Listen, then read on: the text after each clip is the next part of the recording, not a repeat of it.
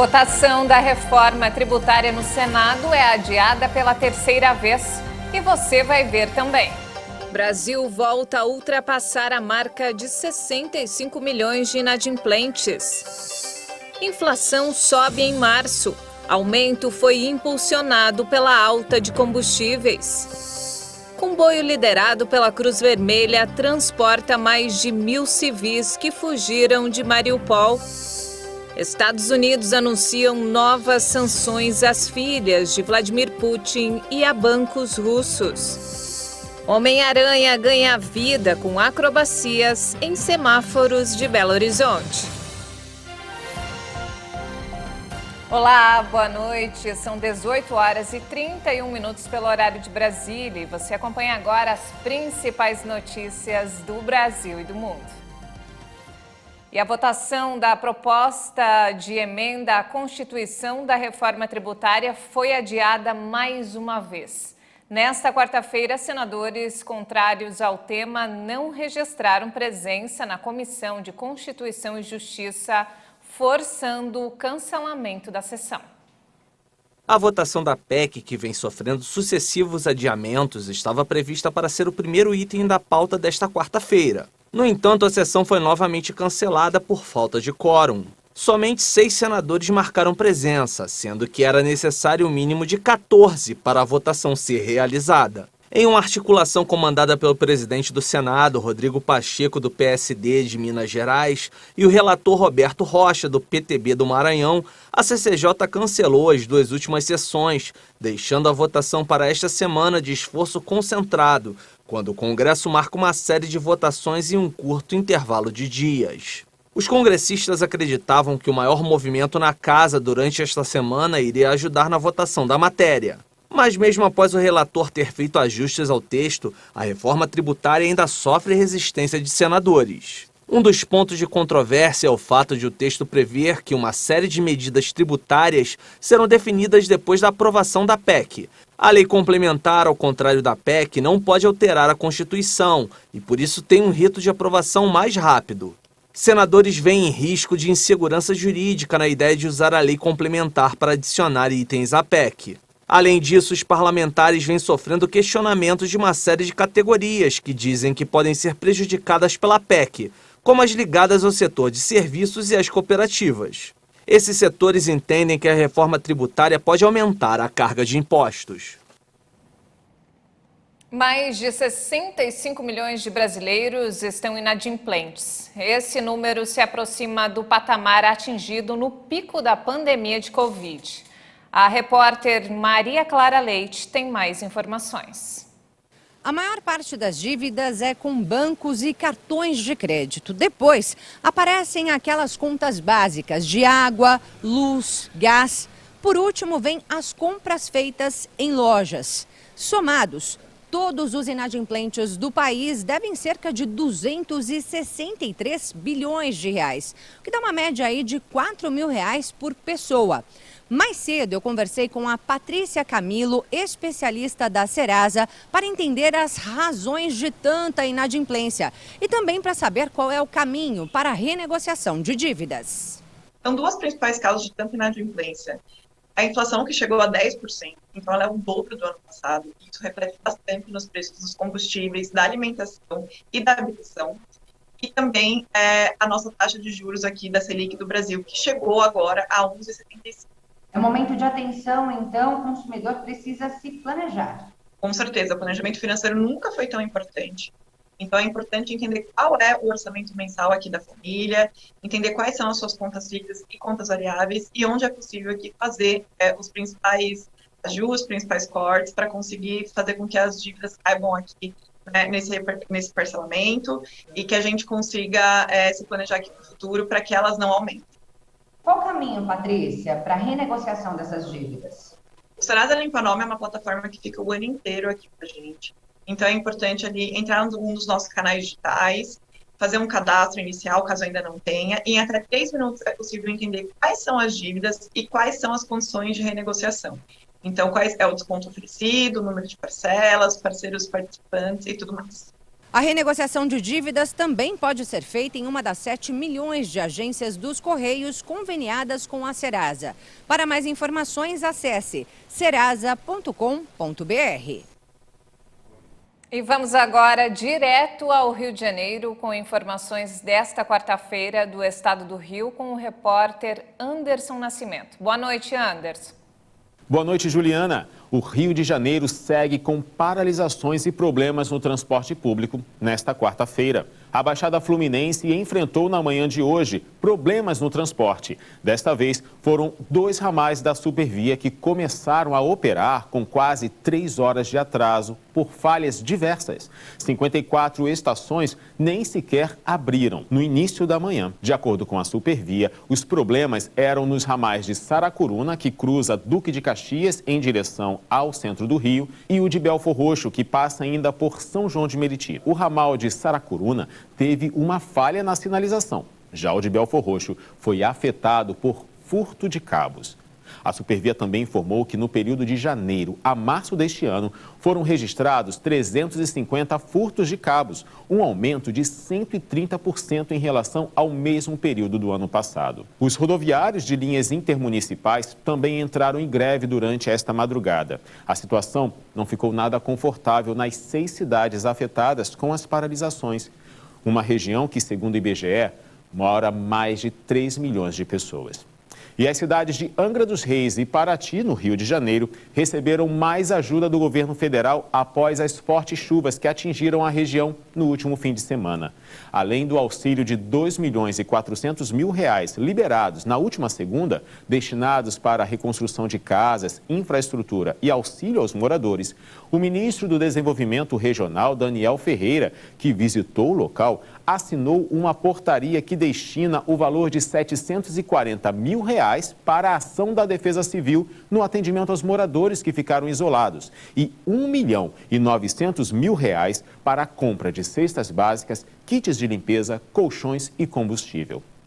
Vamos torcer para que essas 2 regiões afetadas se recuperem o quanto antes. Voltamos com você. Anderson, muito obrigada pelas informações. E agora vamos falar sobre a guerra na Ucrânia. A Ucrânia pediu nesta quarta-feira para que os moradores do leste do país abandonem a área imediatamente em meio aos temores de uma grande ofensiva do exército russo na região de Donbass, alvo prioritário do Kremlin no momento. Postado no Telegram pela vice-primeira-ministra Irina Vereshchuk, que pediu a saída das pessoas de maneira organizada. Na mensagem de texto, ela frisou: é necessário fazer isto agora ou correr o risco de morte. De acordo com Vereshchuk, a retirada das forças russas das áreas de Kiev e de Chernihiv na semana passada não foi um gesto de boa vontade de Moscou, e sim o resultado do exército, autoridades e todo o povo ucraniano de provocar o recuo dos russos. A Rússia anunciou que reorganizaria suas forças para concentrar a ofensiva no Donbass, onde os separatistas pró-Moscou lutam contra o exército ucraniano há 8 anos. 7 ônibus da Cruz Vermelha que realizam a remoção de civis do sudeste da Ucrânia chegaram hoje à cidade de Zaporízia, que fica no sul do país. A organização humanitária teve dificuldades para se deslocar e uma de suas equipes chegou a ser detida por alguns dias. Além dos ônibus, 40 veículos privados participaram da missão que transportou 500 pessoas a partir de Mariupol. Os deslocados que chegaram anteriormente a Zaporízia contam o terror da guerra criada pela Rússia.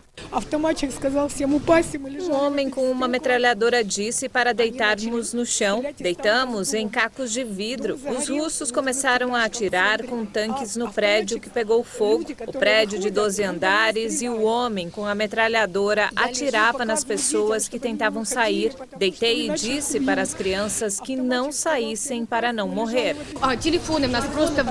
Os russos levaram os telefones das crianças, não apenas os das crianças. Todos nós ficamos sem nossos telefones, cartões, laptops e equipamentos. Eles simplesmente pegam tudo. Não entendo, me sinto triste pelos russos serem nossos irmãos. Mariupol foi a maior cidade do leste da Ucrânia a escapar do controle dos separatistas pró-russos na região de Donbás até o início da invasão russa em 24 de fevereiro. Com o início da guerra, a cidade portuária passou a viver sob um ataque sangrento. No prédio onde moro, 3 entradas foram incendiadas. Pessoas morreram lá, queimadas vivas, foi horrível. Os militares russos começaram a vir para nossos pátios. Primeiro vieram os bombardeios com tanques e verificaram se não havia soldados ucranianos. 2 horas mais tarde, um comboio de 19 tanques chegou e começou a atirar a partir dos quintais. Ficaram escondidos atrás das casas. Em seguida disseram, não sabíamos que havia pessoas vivas aqui. Claro que isso era uma grande mentira. De acordo com o prefeito, Mariupol está 90% destruída e 40% de suas infraestruturas são irrecuperáveis. Forças russas atacaram no final do mês passado uma instalação da Cruz Vermelha na cidade, que abrigava 500 mil de pessoas antes da guerra, onde autoridades alertam para um desastre humanitário. A cada dia fica mais claro o tamanho do horror que os moradores viveram durante a ocupação russa em Bucha, na Ucrânia. Um novo vídeo mostra um ciclista andando em Bucha quando ele vira a esquina, entra na mira de um tanque russo que dispara. Um segundo veículo também atira. As imagens aéreas foram gravadas pelo exército ucraniano no começo de março, quando os russos ainda controlavam a cidade. Um segundo vídeo, verificado pelo jornal The New York Times, mostra o ciclista encontrado morto neste exato local. A fileira de tanques russos estava em uma rua onde os corpos de civis foram encontrados no último fim de semana. As imagens de satélite confirmam que eles foram mortos em março, quando os invasores ainda ocupavam a cidade. E os Estados Unidos anunciaram hoje novas sanções econômicas e financeiras contra grandes bancos russos e 2 filhas do presidente Vladimir Putin. O Reino Unido também retalhou Moscou e suspendeu as importações de energia russa até o fim do ano. Um alto funcionário americano disse que agora as filhas de Putin estavam sujeitas a um congelamento de ativos e isoladas do sistema financeiro americano. Além de impedir novos investimentos na Rússia, a Casa Branca vai impor as sanções mais severas possíveis contra o banco público Sberbank e o privado Alfa Bank. Aqui é os Estados Unidos e estamos dando passos adicionais em sintonia com nossos aliados e parceiros para aumentar a pressão econômica sobre Putin. Primeiro, os Estados Unidos vão impor sanções de bloqueio total ao Sberbank, de longe a maior instituição financeira na Rússia, e contra o Alfa Bank, o maior banco privado do país. Também nesta quarta-feira, o Reino Unido impôs novas retaliações contra Moscou. As sanções suspendem as importações de energia russa até o fim do ano. As novas sanções prevêem um completo congelamento dos ativos do primeiro banco russo Sberbank e o fim das importações de carvão russo. O governo britânico já havia indicado que queria deixar de comprar petróleo russo esse ano e garante que tem a intenção de pôr fim às importações de gás assim que possível. O novo pacote de sanções tem como alvos indústrias estratégicas e companhias públicas, proibindo as importações de ferro e aço. E veja a seguir, inflação sobe em março. Aumento foi impulsionado pela alta de combustíveis. E ainda, Homem-Aranha ganha vida com acrobacias em Belo Horizonte. Nós voltamos em instantes. Até já!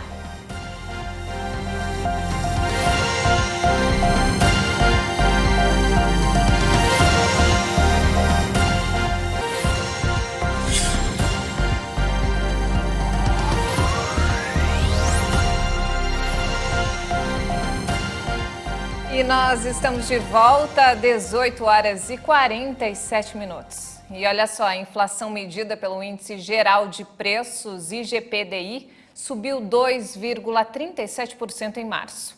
A alta do índice tem influência, sobretudo, dos combustíveis derivados do petróleo. Os dados foram divulgados hoje pelo Instituto Brasileiro de Economia da Fundação Getúlio Vargas. O índice ficou acima do verificado em fevereiro, de 1,5%. O acumulado do ano está em 6% e a alta chega a 15,57% em 12 meses. Em março do ano passado, o índice registrava inflação de 2,17% e acumulava alta de 30,63% em 12 meses.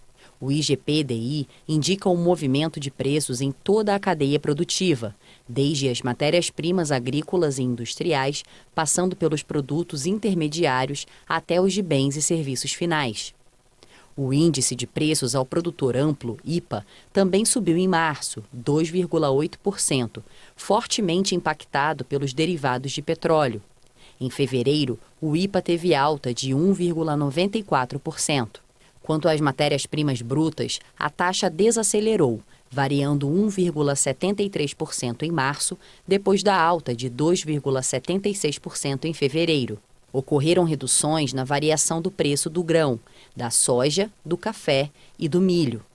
As principais altas foram no minério de ferro, na mandioca e nas aves. Já o índice de preços ao consumidor variou 1,35% em março, após a alta de 0,28% em fevereiro. Entre as 8 classes de despesa componentes do índice, 7 tiveram um movimento de acréscimo na variação: transportes, habitação, alimentação, educação, leitura e recreação, saúde e cuidados pessoais, vestuário e despesas diversas. O Instituto destaca o comportamento dos preços da gasolina, que passou de variação de menos 1,35% em fevereiro para 5,08% em março. Energia elétrica, hortaliças e legumes, passagens aéreas e roupas. E o índice de variação de reajustes de aluguéis residenciais da Fundação Getúlio Vargas caiu. Em março, a alta foi de 0,81%, contra quase 3% em fevereiro. O número, que serve de referência para todo o país, é pesquisado em 4 capitais: São Paulo, Rio de Janeiro, Belo Horizonte e Porto Alegre. E olha só, nesta quarta-feira o dólar fechou em alta após a divulgação de ata do Federal Reserve e o anúncio de novas sanções contra a Rússia. Em 2 dias, a moeda norte-americana registrou o maior crescimento acumulado desde fevereiro passado. O dólar subiu 1,20% e foi cotado a R$ 4,71 na venda. E a rede social Twitter nomeou Elon Musk para o seu conselho de administração. O mercado reagiu bem à notícia e as ações voltaram a subir. Dono da Tesla e da SpaceX e considerado o homem mais rico do mundo, Musk anunciou na segunda-feira a aquisição de 73,5 milhões de ações do Twitter, que equivalem a 9,2% do total. As ações da companhia tiveram uma forte valorização de 27% em Nova York. O investimento do magnata na empresa alimentou as especulações sobre a aquisição do microblog, que é influente nos mundos político e midiático, mas cujo crescimento lucrativo se mostrou muitas vezes ilusório. Musk disse que estava ansioso para trabalhar com o conselho de administração para fazer melhorias significativas no Twitter nos próximos meses. O mercado gostou da notícia e as ações fecharam em alta de quase 3% nesta terça-feira. Elon Musk vai permanecer no conselho de administração do Twitter até a reunião anual de acionistas da companhia em 2024 e prometeu não incrementar sua participação em mais de 14,9% nesse período, de acordo com documentos oficiais apresentados à Comissão de Valores Mobiliários dos Estados Unidos. E os franceses se aproximam do momento de ir às urnas para escolher quem vai comandar o país. Faltando 5 dias para a votação, os candidatos correm para fazer campanha pelo país, num pleito que promete ser muito acirrado. Quase 50 milhões de franceses estão registrados para votar no próximo domingo e escolher o presidente do país. O atual chefe de Estado, Emmanuel Macron, e a candidata de extrema-direita, Marine Le Pen, são os favoritos depois de uma campanha atípica marcada pela guerra na Ucrânia. Dos 10 candidatos restantes, o esquerdista Jean-Luc Mélenchon é o único que aparece nas pesquisas com algumas chances de impedir o segundo turno entre Macron e Le Pen. Je vais vous parler franchement, je veux pas faire 50 plus pour faire 50 plus. Vou ser honesto com vocês, não quero mais 5 anos só por ter mais 5 anos. Primeiro de tudo porque a vida é assim, há muitas coisas a fazer e o mundo é grande. Eu estava há 5 anos tentando sacudir as coisas, encarar o sistema e tentar afastar o destino. Estou aqui não para manter um trabalho, mas conduzir uma nova ambição com vocês e tentar dividir isso. Je suis là pour porter avec vous une nouvelle ambition et essayer de partager. Ainda que o cenário pareça com o da última eleição, o país não é mais o mesmo. Uma pandemia deixou milhões de pessoas confinadas no mundo e a guerra voltou a afetar a Europa. A eleição vai ser acompanhada com atenção em outros países, especialmente pela possibilidade de Le Pen conquistar o que já foi considerado impossível por alguns, levar a extrema-direita ao poder, o que pode ser um novo revés para a União Europeia. E de volta ao Brasil, olha só, um Homem-Aranha tem chamado a atenção nas ruas de Belo Horizonte e feito muito sucesso nas redes sociais. O herói, que faz acrobacias em árvores e semáforos na capital mineira, teve sua identidade revelada. Ele é um colombiano formado em educação física que sonha com uma vida melhor. Acompanhe. O colombiano, de 34 anos, se mudou para o Brasil há 5 e já passou por 15 estados.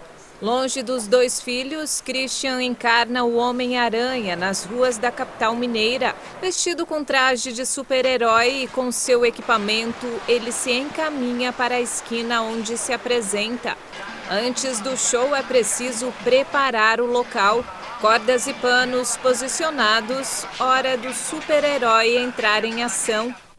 Decidi sair da Colômbia porque, lamentavelmente, o pagamento de um professor não é muito bom. Eu tenho 2 crianças, então o arte me deu como esse empoderamento econômico em alguns países que eu fiquei de Sudamérica. Vengo caminhando por vários países.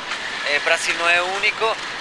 Mas aqui é o país que mais he ficado, que han sido 5 anos, porque é demasiado grande. O sinal vermelho para o trânsito dá luz verde para a apresentação de Christian. Não sempre dá para ganhar um bom dinheiro, mas graças a Deus, ao menos fica a gratificação das pessoas que valoram meu trabalho com um sorriso. E bom, incentivo do artista é isso. Eu achei incrível, achei muito interessante. Ele é um artista e ele está trabalhando com o que ele pode, o que ele tem agora. Hoje está tudo muito difícil, né? Entre uma acrobacia e outra, o colombiano diz que sonha em ter um emprego estável. O principal objetivo é trazer os filhos da Colômbia para o Brasil e continuar seus estudos. Obrigado, irmão. Valeu pela força! Que história bacana, hein? Parabéns pela força de vontade. E não temos mais tempo, essa edição fica por aqui. Mais informações ao longo da nossa programação. E se quiser rever as nossas reportagens, acesse o canal Hit Notícias no YouTube. Obrigada pela companhia e uma ótima noite para você.